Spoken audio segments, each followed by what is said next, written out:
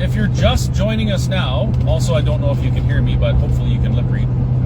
If you're just joining us now, you may be wondering, why the heck am I going to court? Is it because it's a crime to have such a nice tie? Well, no, not really. I'm on my way to court to appear on 9 consolidated charges of contravening the Public Health Act of Alberta. Yeah. So a couple years ago, the government decided that they were going to start interfering in businesses and stripping away our rights without justification, without any evidence to support it. And I actually went with it for about a year. So the government started shutting businesses down in, when was that? 2020? It's all a blur. Anyway, it was early 2020. They started shutting businesses down. Incoming call. Yeah, I'm not answering the phone right now. And I shut my business down. I followed the rules as they were laid out. It was inconvenient and annoying, but I did it. They said it was 2 weeks to flatten the curve. And 2 weeks is a big deal in a little restaurant, but we did it anyway, and we got through it. And then there was more and more and more, and it was on and off all year. This went on for a year. After that year, and after we'd seen what happened and that the government's plan wasn't successful, it didn't do what they said they were going to do, and they actually couldn't even back up their claims that it was necessary, I had a moment where I just said enough is enough. And I opened my restaurant, not answering the phone. I opened my restaurant in protest of tyrannical, overreaching government rules that were destroying the lives of hundreds of thousands of people. Stop voting me! Good grief. Anyway, I opened my restaurant in protest. And we got a lot of support because there was a lot of people who felt the same way as me. They said enough is enough. This 2 weeks to flatten the curve was becoming perpetual. And nobody knew what to do about it, but everybody was scared to do anything about it. So I opened my restaurant, and we got a ton of support, and we got people traveling to Mirror Alberta to visit the Whistle Stop Cafe and meet us. They came from everywhere, from all over Canada. And they shared their stories. They shared stories of the horribly adverse events that occurred to them due to the restrictions. For instance, not seeing their loved ones for a year and a half or 2 years, only to have them pass away, locked up in a room, alone and scared. Children were being affected. The government was interfering in school. Their education was interrupted. Businesses were destroyed. Relationships were destroyed. They actually interfered with your life in almost every way possible. They told you couldn't do business. They told you couldn't have gatherings. They told you couldn't even stand close to your friends and your neighbors.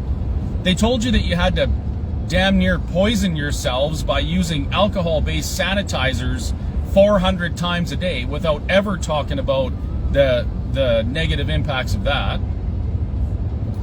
They pulled your kids out of school. They stopped them from playing sports. They harmed their mental health. They forced your loved ones to be locked away in rooms and die alone.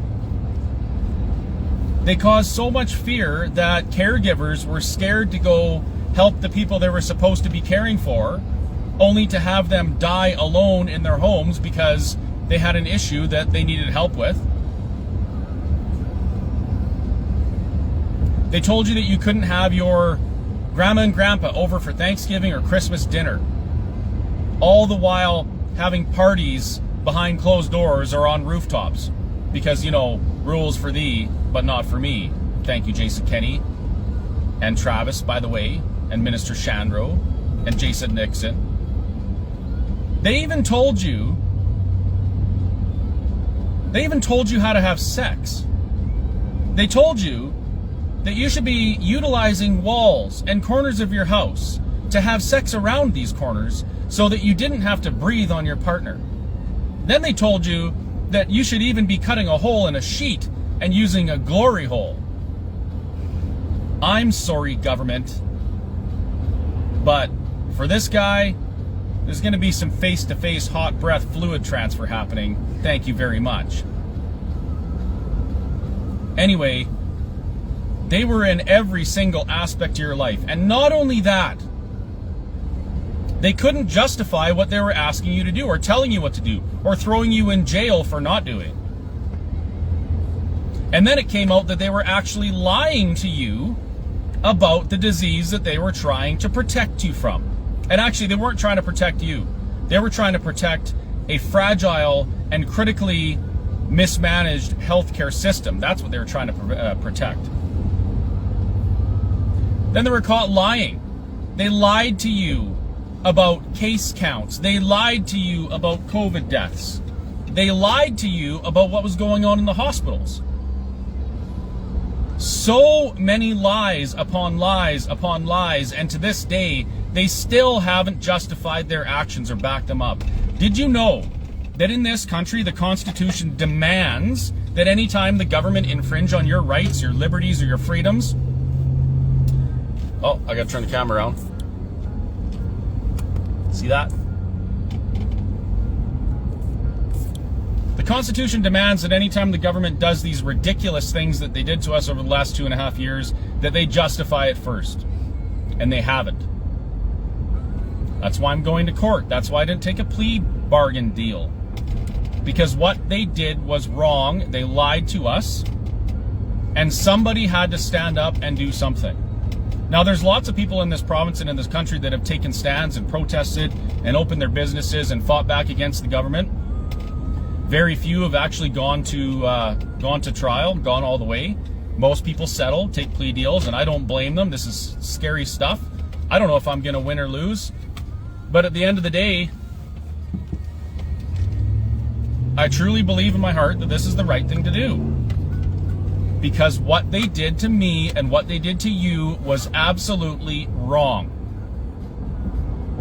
And someday, somewhere, some court is going to have to face the music that this legislation that the Alberta government and Alberta Health Services used to abuse you for 2 years was used unlawfully. So now I have to have the inconvenience of going and sitting in a courtroom, which I cannot help but fall asleep in court. It's like being in school. I fall asleep in school all the time.